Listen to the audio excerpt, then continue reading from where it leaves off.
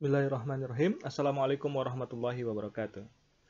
Saudara sekalian, kita lanjutkan tentang materi kita tentang teorema dasar kalkulus kedua dan metode substitusi. Ini bersumber dari buku Purcell jilid 1 edisi 9, yang sebelumnya sudah Bapak minta juga saudara membaca teorema dasar kalkulus pertama dan materi-materi lain sebelum metode ini. Baik, langsung saja untuk mempersingkat waktu. Ada beberapa teorema yang akan kita bahas. Yang pertama adalah kita misalkan sebuah F, ini ada di buku ya, Bapak hanya mencoba menyampaikan ulang kepada saudara untuk memperjelasnya. Misalkan F continue karenanya terintegrasikan pada interval tertutup AB, jadi ini interval tertutup A, B, dan misalkan F sebarang antiturunan dari F pada A, B tersebut. Nah, tolong perhatikan, F kecil ini adalah sebuah fungsi, sedangkan F besar itu adalah sebuah fungsi yang merupakan antiturunan dari F. Atau dengan kata lain, integral dari F ini adalah F besar ini.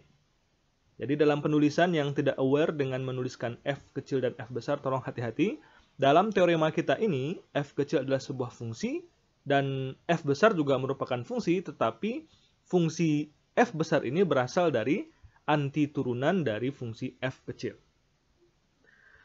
Kalau dia begini, maka integral A dari A ke B untuk Fx dx itu sama dengan Fb dikurang Fa. Ini kita kenal dengan istilah teorema dasar kalkulus kedua. Artinya apa? Kita mengintegralkan ini secara biasa terlebih dahulu. Setelah itu, untuk menentukan integral tentunya, karena ada batas dari A ke B, maka kita mensubstitusikan nilai batasnya tersebut ke dalam fungsi antiturunan atau fungsi integral yang didapatkan tadi. Jadi Fx ini dicari dulu antiturunannya, cari dulu integralnya, dapatlah fungsi F besar X, lalu kita masukkan batas. B ini batas atas, A batas bawah, maka dimasukkan batas atas terlebih dahulu, kemudian dikurang dengan batas bawah. Bapak kira ini simpel ya, karena sudah pernah juga dahulu dipelajari. Kita langsung masuk ke contoh. Ada 3 contoh di sini. Hitunglah integral berikut dengan menggunakan teorema dasar kalkulus kedua. Yang A, integral dari 0 sampai 2 untuk X pangkat 3 dx. Ini contoh yang sederhana terlebih dahulu. Maka kita bisa cari integral dari X pangkat 3 ini adalah 1 per 3 tambah 1 X 3 tambah 1. Ini dia integralnya, antiturunannya. Ini F besarnya ini berarti. Kemudian kita tuliskan batasnya dari 0 sampai 2. Langkah berikutnya adalah kita substitusikan batas tersebut. Batas atas terlebih dahulu ke dalam X, dikurang dengan batas bawahnya. Maka ini menjadi 1/4 2 pangkat 4 dikurang 1/4 0 pangkat 4. Hasilnya adalah 4. Sederhana ya langkahnya. Kita lihat yang kedua.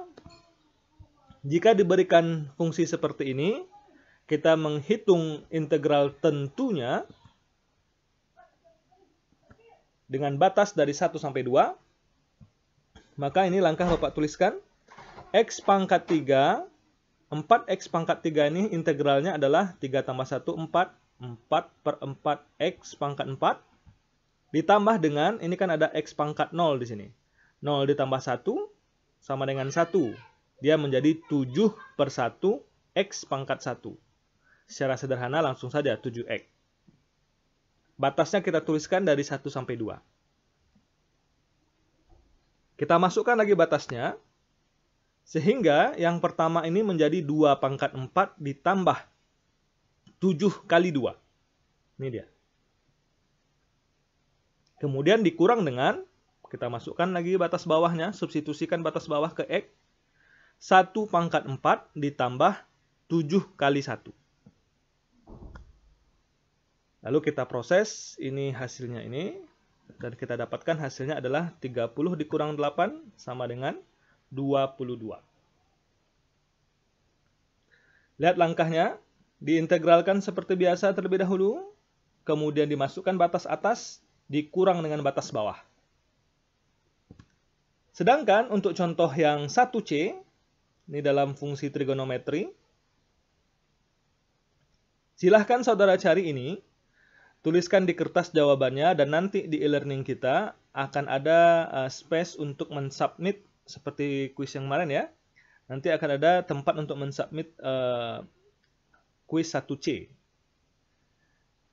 Silahkan ini dicari. Kita masuk ke teorema yang kedua, teorema B. Misal sebuah fungsi G, ini sebuah fungsi G terdiferensialkan, dan misalkan bahwa f besar adalah antiturunan dari fungsi f. Sebentar. Teorema B ya. Misalkan G fungsi terdiferensialkan dan misalkan f adalah antiturunan dari fungsi f. Maka kita punya integral yang seperti ini.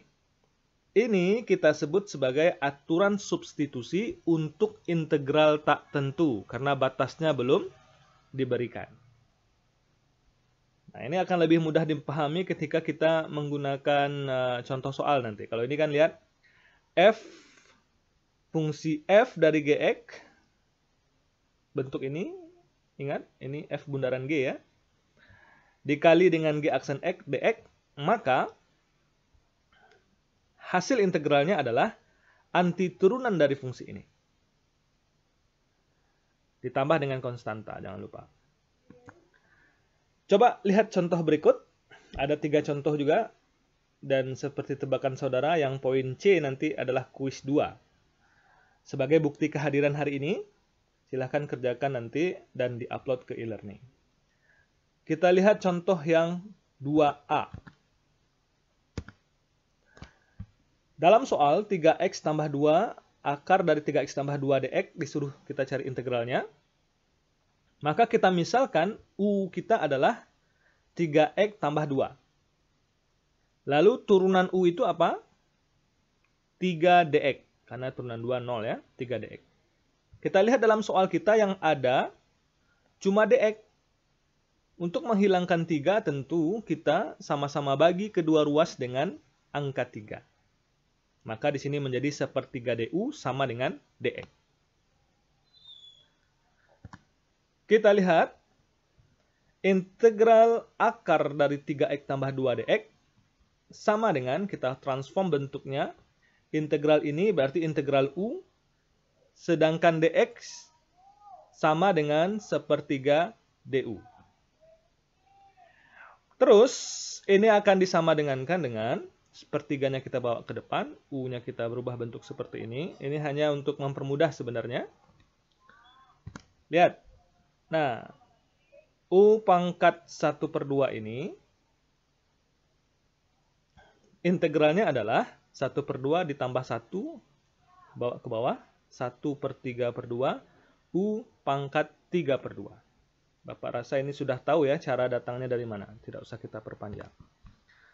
Lalu ini kita hitung, dan kita kembalikan nilai u-nya ke sini. Maka didapatkanlah hasil 2/9. 3/2 itu kan sama dengan akar 3x tambah 2 pangkat 3 tambah c. Kita lihat contoh kedua. Diberikan integral seperti ini, kita disuruh mencari hasil integralnya. Kita misalkan u-nya adalah ini.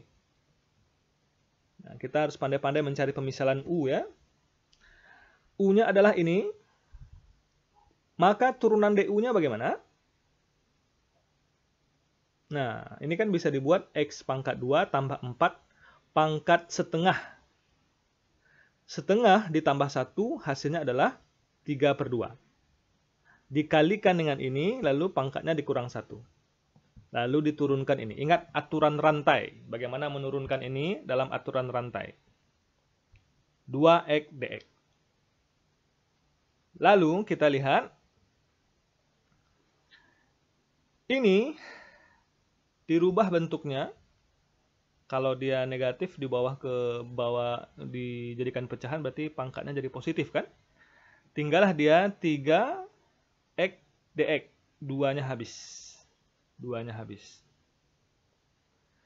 Kita lihat soal kita yang ada cuma x per akar x kuadrat tambah 4 dx.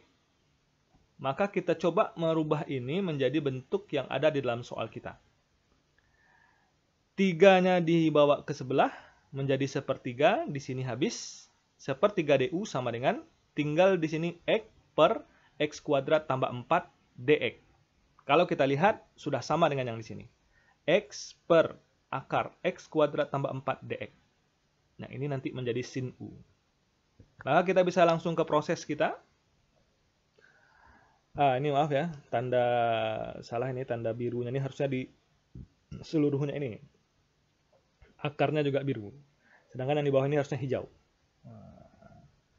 Jadi x sin u, ini dia.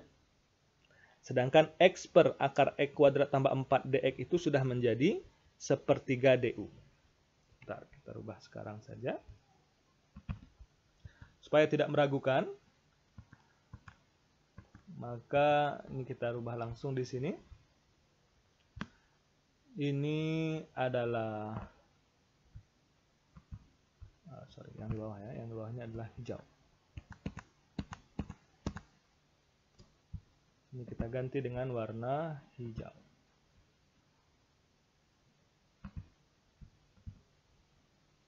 Oke.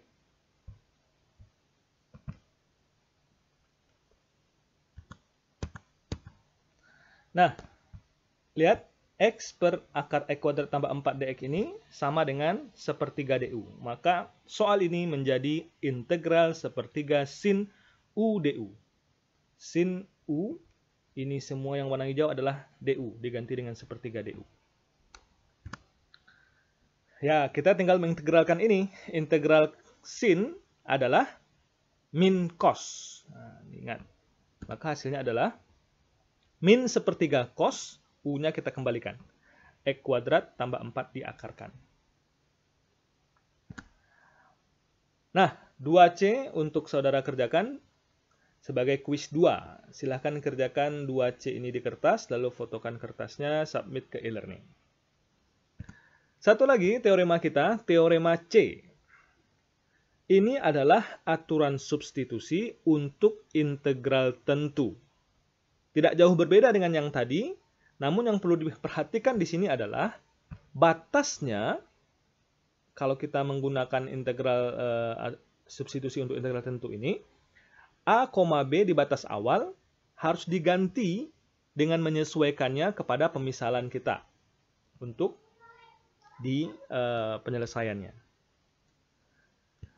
Kita coba dua contoh ini. Yang pertama, kita disuruh mencari integral dari 0 sampai 1 untuk x kuadrat tambah 1 pangkat 10 kali 2x dx. Kita misalkan u kita adalah x kuadrat tambah 1. Lalu turunannya adalah 2x tambah 0 dx. Jadi 2x tambah 0, 0 tidak perlu dibuat, 2x dx. Untuk batas, seperti yang Bapak bilang tadi, harus menyesuaikan. Karena kita sudah membuatnya nanti dalam variabel u, maka batasnya pun harus dalam u. Kalau di sini x-nya 0, maka u-nya berapa? 0 kuadrat tambah 1. 0 tambah 1. 0 kuadrat tambah 1. Untuk x sama dengan 1, karena kan dari 0 sampai 1, untuk x sama dengan 1, u-nya menjadi 1 kuadrat. Ini u-nya menjadi 1 kuadrat tambah 1. Sehingga batas kita adalah untuk u dari 1 sampai 2. Lihat ini. Soal awalnya ini ditransformasi karena sudah dimisalkan. 0 menjadi 1, 1 menjadi 2. Kenapa? Karena dari sini dia datangnya. Lalu u pangkat 10, 2x dx datangnya dari sini berubah menjadi du.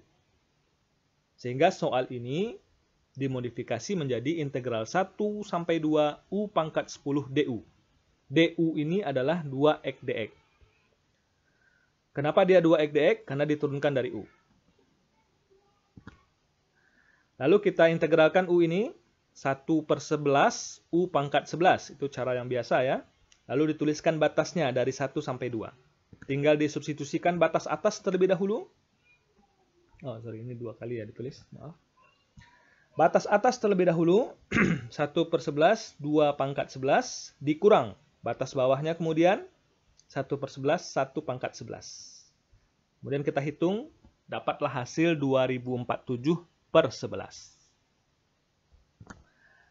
Dan untuk soal nomor 3B, silahkan saudara yang cari apa pemisalannya, bagaimana batasnya, dan tulis di kertas, jadikan kuis 3.